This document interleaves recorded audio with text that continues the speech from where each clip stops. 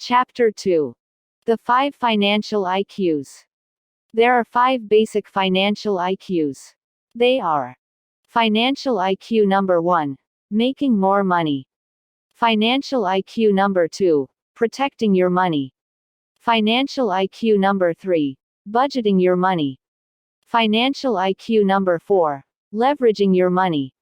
Financial IQ number 5. Improving your financial information. Financial intelligence versus financial IQ. Most of us know that a person with a mental IQ of 130 is supposedly smarter than a person with an IQ of 95. The same parallels can be drawn with financial IQ. You can be the equivalent of a genius when it comes to academic intelligence, but the equivalent of a moron when it comes to financial intelligence. Often I am asked, what is the difference between financial intelligence and financial IQ? My reply is, financial intelligence is that part of our mental intelligence we use to solve our financial problems. Financial IQ is the measurement of that intelligence. It is how we quantify our financial intelligence. For example, if I earn $100,000 and pay 20% in taxes, I have a higher financial IQ than someone who earns $100,000 and pays 50% in taxes. In this example, the person who earns a net $80,000 after taxes has a higher financial IQ than the person who earns a net $50,000 after taxes. Both have financial intelligence. The one who keeps more money has a higher financial IQ. Measuring financial intelligence. Financial IQ number 1. Making more money. Most of us have enough financial intelligence to make money. The more money you make, the higher your financial IQ number 1.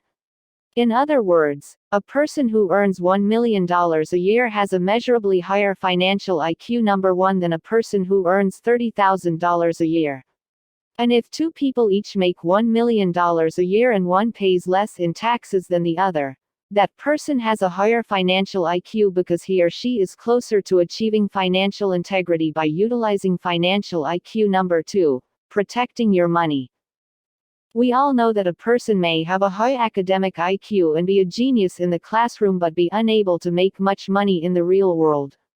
I would say my poor dad, a great teacher and a hard-working man, had a high academic IQ but a low financial IQ. He did very well in the world of academia but did poorly in the world of business. Financial IQ number 2. Protecting your money. A simple truth is that the world is out to take your money. But not all who take your money are crooks or outlaws. One of the biggest financial predators of our money is taxes. Governments take our money legally. If a person has a low financial IQ number 2, he or she will pay more in taxes. An example of financial IQ number 2 is someone who pays 20% in taxes versus someone who pays 35% in taxes. The person who pays less in taxes has a measurably higher financial IQ. Financial IQ number 3. Budgeting your money. Budgeting your money requires a lot of financial intelligence. Many people budget money like a poor person rather than like a rich person. Many people earn a lot of money but fail to keep much money, simply because they budget poorly. For example, a person who earns and spends $70,000 a year has a lower financial IQ number 3 than a person who earns $30,000 and is able to live well on $25,000 and invest $5,000. Being able to live well and still invest no matter how much you make requires a high level of financial intelligence. Having a surplus is something you have to actively budget for. Budgeting for a surplus is something we will look at in detail later on. Financial IQ number 4. Leveraging your money. After a person budgets a surplus, the next financial challenge is to leverage their surplus of money. Most people save their financial surplus in a bank. This was a smart idea before 1971, before the US dollar became a currency. Also, after 1974, workers needed to save for their own retirement. Millions of workers did not know what to invest in, so they invested their financial surplus in a well-diversified portfolio of mutual funds, hoping this would leverage their money. While savings in a diversified mutual fund portfolio are a form of leverage, there are better ways to leverage your money. If a person is truthful, he or she has to admit it doesn't require much financial intelligence to save money and invest in mutual funds. You can train a monkey to save money and invest in mutual funds. That is why the returns on those investment vehicles are historically low. Financial IQ number 4 is measured in return on investment. For example, a person who earns 50% on his or her money has a higher financial IQ number 4 than someone who earns 5%. And someone who earns 50% tax-free on his or her money has a higher financial IQ than a person who earns 5% and pays 35% in taxes on that 5% return. One more point. Many people think that higher returns on investment require higher degrees of risk. That is not true. Later in this book, I will explain how I achieve exceptional returns, and pay very little, if anything, in taxes, all with very low risk. To me, having a well-diversified mutual fund portfolio and savings in the bank is a lot riskier than what I do. It is all a matter of financial intelligence. Financial IQ number 5. Improving your financial information. There is a bit of wisdom that goes, you need to learn to walk before you can run. This is true with financial intelligence. Before people can learn how to earn exceptionally high returns on their money, financial IQ number 4. Leveraging your money, they need to learn to walk. That is, to learn the basics and the fundamentals of financial intelligence. One of the reasons so many people struggle with financial IQ number 4, leveraging your money, is because they are taught to turn their money over to financial experts, such as their banker and their mutual fund manager. The problem with turning your money over to financial experts is that you fail to learn, fail to increase your financial intelligence, and fail to become your own financial expert. If someone else manages your money and solves your financial problems, you can't increase your financial intelligence. Actually, you are rewarding other people for theirs instead, with your money. It's easy to increase your financial intelligence if you have a strong foundation of financial information. But if your financial IQ is weak, then new financial information can be confusing and have seemingly little value. Remember my example of math geniuses still needing to start with 2 plus 2. One of the benefits of being dedicated to your financial education is that over time you will be better able to grasp more sophisticated financial information, just as mathematicians are able to do complex equations after years of practicing math problems. But, again, you need to learn to walk before you can run. Most of us have been in a class, lecture, or conversation where the information went right over our heads. Or we have been in a class where the information was so complex, attempting to grasp what was being said hurt our heads. This means either the teacher is a lousy teacher, or the student needs a little bit more basic information. Personally, I do pretty well when it comes to financial information. After years of study, I can sit in a room and understand most financial concepts. Yet when it comes to technology, I am a Technosaurus Rex. I am a dinosaur. I can barely use a cell phone or turn on a computer. Almost everything to do with technology goes right over my head. When it comes to technology IQ, mine is at the lowest level. The point is that we all have to start somewhere. If I tried to take a class on website design, I would be in serious trouble. You need to learn how to turn the computer on before you can try to design websites. The basic level of information required to succeed in the class would be above my head. My job in this book is to make financial information as simple as possible. My job is to promote the financial understanding of some very complex financial strategies. In this book, my promise to you is that I write only about things I have done or am currently doing. As you know, there are many teachers and authors who tell you what you should be doing, but don't do what they are advising. Many financial experts and teachers do not really know if what they talk or write about actually works. In other words, many people do not walk their talk. For example, Many financial experts advise saving money and investing in a well-diversified portfolio of mutual funds. The problem with that advice is most advisors don't know if it will work over time. It sounds good. It's simple to do. It doesn't require much financial intelligence to follow this advice. My question is, will the advice work? Will the financial advisor guarantee you that this strategy will make you financially secure? What if the dollar plunges to zero and wipes out your savings? What if the stock market crashes as it did in 1929? Will a well-diversified mutual fund portfolio survive a stock market panic and meltdown? What if inflation goes through the roof because the purchasing power of the dollar plunges and a quart of milk is $100? Could you afford it? What if the U.S. government cannot pay the Social Security and Medicare costs of its elderly? I cringe whenever I hear a financial expert advising, save money and invest in a well-diversified portfolio of mutual funds. I want to ask that expert, will you guarantee that this financial strategy will work? Will you guarantee that this financial strategy will keep me and my family financially secure for the rest of our lives? If the financial advisor is honest, he has to say, no. I cannot guarantee that what I advise you to do with your money will keep you financially secure. I too cannot guarantee that what I recommend will keep you and your family financially secure in the future. There are simply too many changes and surprises ahead. The world is changing too rapidly. The rules have changed and are continuing to change. Expanding technology is turning poor nations into financial powers, creating more rich people and more poor people, and greater financial problems and opportunities.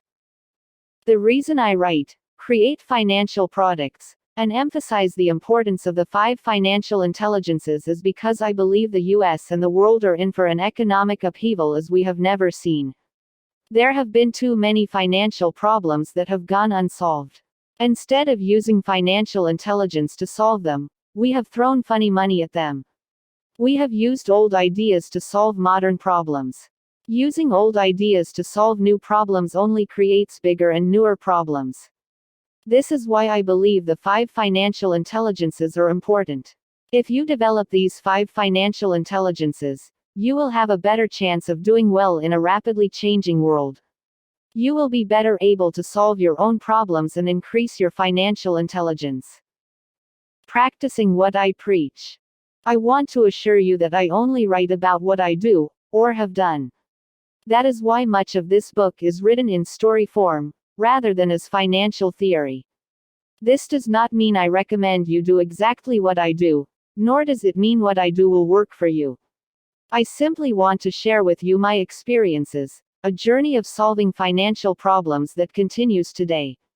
I share with you what I have learned with the intent that it will assist you in increasing your own financial IQ. Number 5, improving your financial information.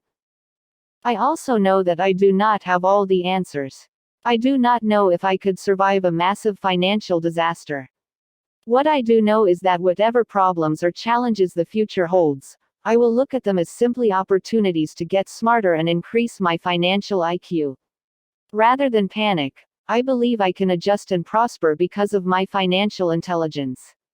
I wish the same for you, which is why the Rich Dad Company and its products and programs were created.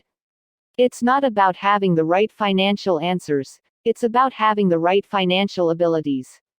As my rich dad said, answers are about the past, and abilities are about the future. We have other IQs. We are all different. We have different interests and dislikes. We have different strengths and weaknesses. We have different gifts and geniuses. I say this because I do not think financial intelligence is the most important intelligence, or the only intelligence. Financial intelligence is simply an intelligence we all need since we live in a world of money, or to be more exact, currency. As my rich dad said, rich or poor, smart or not smart, we all use money. There are many important types of intelligence, such as medical intelligence. Every time I see my doctor, I am grateful that he dedicated his life to developing his intelligence and his gift. I am also glad that I have enough money and insurance to pay for whatever medical challenges I may face. To this, Rich Dad said, "Money is not the most important thing in life, but money does affect everything that is important. When you think about it, money affects our standard of living, health, and education. Studies show that poor people have poorer health, poorer education, and a shorter lifespan." Before going on with the development of our 5 financial intelligences, I want to be clear that I do not think financial intelligence is the most important of all intelligences. Money is not the most important thing in life. Yet if you stop and think about it, your financial intelligence does affect many things that are important to you in your life. Other types of intelligence. Today, there are a number of different intelligences we need to survive and thrive in society. 3 important intelligences are: 1. Academic intelligence. Academic intelligence is our ability to read, write, do mathematics, and compute data. This is a very important intelligence. We use this intelligence to solve problems like knowing where and when a hurricane might strike and what kind of damage might be expected. 2. Professional intelligence. This is the intelligence we use to acquire a skill and earn money. For example, a medical doctor will spend years developing this very important intelligence. A doctor's skill will earn them a substantial income and solve many people's problems. In simple terms, professional intelligence is the intelligence we use to solve people's problems, and people are willing to pay money for those solutions. If my car is broken, I am very happy to pay money to the auto mechanic who fixes my car. I am also very happy to pay my housekeeper money. She solves a very big problem for my wife and me. She is important in our life. In my businesses, I have different people who manage different aspects of my businesses. These individuals tend to have great people skills, as well as great technical skills. These people, and their varied intelligences, are essential to my businesses. An important lesson from Rich Dad was that different businesses require different technical intelligences. For example, in the Rich Dad company, I need people with excellent business and people skills.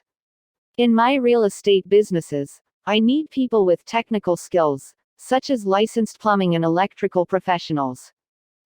3. Health intelligence. Health and wealth are related. Health care, and consequently health, is rapidly becoming the biggest problem facing our world. Social Security is only a $10 trillion problem. Medicare is a $64 trillion problem. As you know, there are many people getting rich by making other people sick. The junk food, soft drink, cigarette, alcohol, and prescription drug industries are a few examples. And the costs of these health problems are passed on to you and me in the form of taxes. A few months ago, I went to a boys and girls club to assist in their financial education program. It was an eye-opening experience. Talking to the staff dentist, I learned that the main reason inner-city kids miss school is because of toothaches. The cause of the toothaches is sugared drinks and a lack of dentists. This leads to poor health and obesity, which can bring on diabetes. Personally, I think it's tragic that the US spends billions fighting a war, yet does not provide health education and health care for all kids. My point is we need different types of education and intelligences to do well in this brave new world we live in. While I do not think financial intelligence is the most important intelligence, it does affect everything that is important. Not everyone needs financial intelligence. If you are fortunate enough to have inherited a fortune, you do not need much financial intelligence, as long as you hire people who do. If your plan is to marry for money, again, you do not need much financial intelligence. Or if you were born talented, and the world showers you with money at an early age, you do not need much financial intelligence, unless you're MC Hammer. Also, you don't need much financial intelligence if your plan is to work for the government and receive a pension for life, or if you work for an old industrial age company like General Motors that still has a defined benefit pension plan that will pay you a paycheck and medical benefits for life. If you are like most people, You will need some financial intelligence to survive in today's world, even if your plan is to live on Social Security and Medicare. In fact, you may need a lot of financial savvy if your plan is to live on such a small amount of money. Who needs the most financial IQ? When we examine the cash flow quadrant pictured below, it will become easier to understand who needs the most financial IQ. For those who may not have read my second book in the Rich Dad series, Rich Dad's Cash Flow Quadrant, I will briefly explain. The cash flow quadrant is about the 4 different groups of people who make up the world of money. E stands for employee. S stands for small business, self-employed, or specialist. B stands for big business, 500 employees or more. I stands for investor. For people whose career path is in the E quadrant, they may not think they need much financial intelligence. The same is true for those in the S quadrant. My poor dad, as a schoolteacher in the E quadrant for most of his life, did not place much value on financial intelligence. That is until he lost his job and entered the world of business. In less than a year, his savings and retirement were gone. If not for Social Security and Medicare, he would have been in serious financial trouble. My mom, being a nurse, wanted me to become a doctor. She knew I wanted to be rich, and the richest people she knew were doctors. She wanted me to stake my claim in the S quadrant.